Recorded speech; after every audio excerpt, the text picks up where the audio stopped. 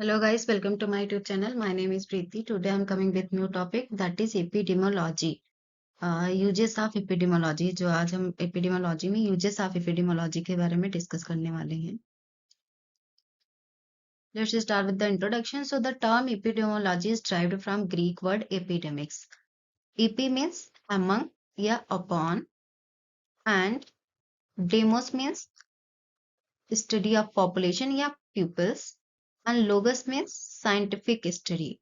So the term epidemiology is derived from Greek word that is epidemics. Epi means among and upon, demos means population and pupils, and logos means scientific study. That means कि the scientific study among the human population या upon the human population.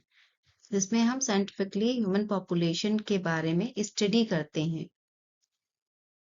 And introduction in that continuation, the epidemiologist obtain the information about the occurrence of disease and also help to determine which in three possible sets of disease factor like host, agent and environment are important in the occurrence of a specific disease or class of a disease. So epidemiologist जो है वो obtain करते हैं information. Basically जो epidemiology में हम क्या information obtain करते हैं, किस बारे में स्टडी करते हैं, वो है the about the occurrence of disease की डिजीज के अकरेंस के बारे में स्टडी करना, जिस and also help to determine करना कि जो भी एजेंट है या फोस्ट है या एनवायरमेंट, इनमें से कौन से पॉसिबल फैक्टर्स हैं जिसकी वजह से डिजीज हो रही है या बीमारियां जो है लोगों को हो रही हैं ज्यादा, and are important in the occurrence of a specific disease, और किस टाइप की स्पेसिफिक बीमारी जो है पर्टिकुलर एरिया में, और क्लास ऑफ डिजीज किस टाइप के पर्टिकुलर लोगों को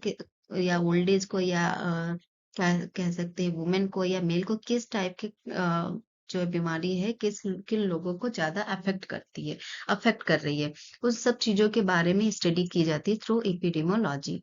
क्या क्या about the occurrence of disease and determine की which of the three factor are responsible for the particular disease like agent, host and environment, and the importance of occurrence of specific disease, specific disease की occurrence के बारे में, and class of disease. Then epidemiology help to identify the priority health issues and possible causes of disease or illnesses.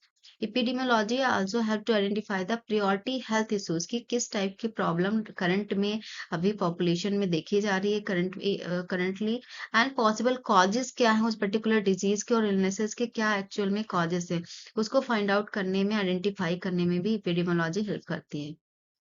So the 7 uses of epidemiology will now be defined as explained in detail. So जो 7 epidemiology के uses हैं वो हम discuss करने वाले हैं, क्या क्या यूज है epidemiology के.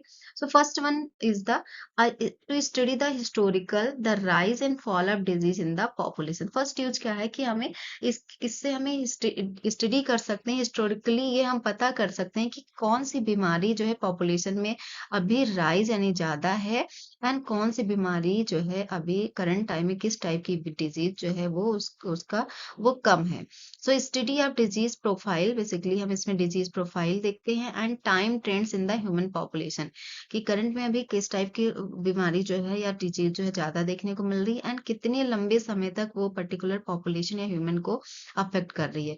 सेकेंड यूज क्या है, कम्युनिटी डायग्नोसिस. सो कम्युनिटी एपिडेमियोलॉजी से हम कम्युनिटी डायग्नोस कर सकते हैं, like identification and qualification of health problems in the community in terms of mortality and morbidity rate and ratio.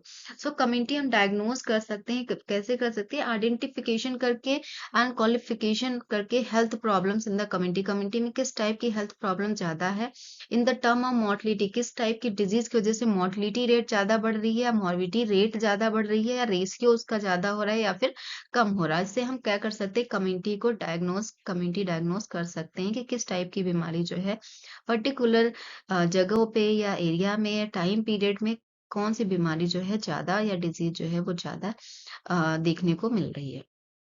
Then third use क्या है, planning evaluation of health services.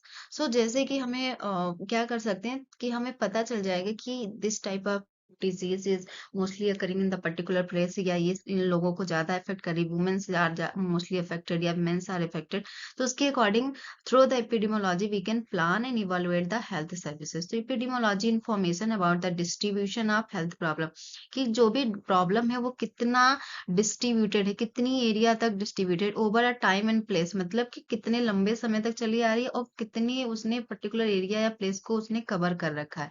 Provide the fundamental basis of planning and developing the health services for assessing the impact of these services.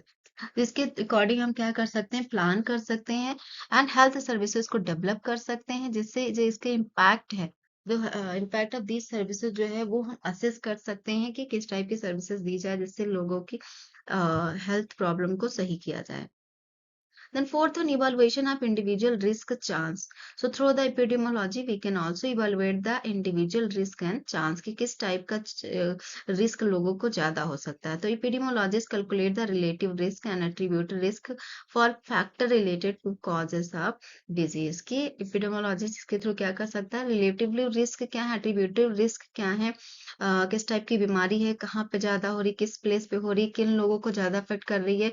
तो उससे हम क्या कर सकते हैं, ये हमें एक डेटा मिल जाता है जिससे हम रिस्क ऑफ इंडिविजुअल या उसको होने के चांसेस, होने के बीमारी होने के चांसेस को हम इवेलुएट कर सकते हैं। Then fifth uses is the syndrome identification. So here the medical syndrome are identified by observing. So syndrome identification means के like communicable disease ज्यादा हो रही है या फिर vector borne disease ज्यादा हो रही है, उनको भी हम आइडेंटिफाई कर सकते हैं through epidemiology। Then frequent association finding the individual patient. And sixth one is the completing the natural history of disease. So natural history of disease को complete कर सकते हैं. So epidemiology studying the disease pattern in the community, relation of agent, host and environmental factor in a better position to fill up the gap in the natural history of disease. So epidemiology इसके through जो है भी disease pattern है उसको identify कर सकता है, उसकी स्टडी कर सकता है, किस टाइप का एजेंट ज्यादा कॉज कर रहा है, agent mostly who are the affected and what are the positive agent and which environment are mostly affected, किस टाइप का फैक्टर्स हैं जिसकी वजह से ज्यादा अफेक्ट हो रहा है। तो उस गैप को भी नेचुरल हिस्ट्री डिजीज के साथ बेटर पोजिशन में फिलअप कर सकते हैं। Then searching for causes and risk factor, second क्या यूजेस है 7 1 तीजा कि सर्च कर सकते हैं causes and risk factor, real में कॉज क्या है पर्टिकुलर बीमारी होने का एंड उसके रिस्क फैक्टर क्या है, who is more getting to disease.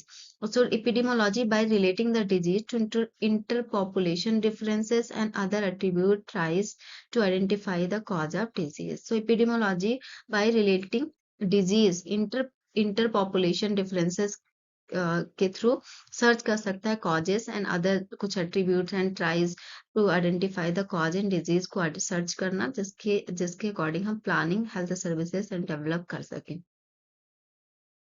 Systematic uses, अगर सिस्टमैटिक स्टडी ऑफ यूजेस देखें तो इसका एक निमोनिक है जैसे rise NCD NCDS, rise NCDS, rise for rise and fall of disease in the population.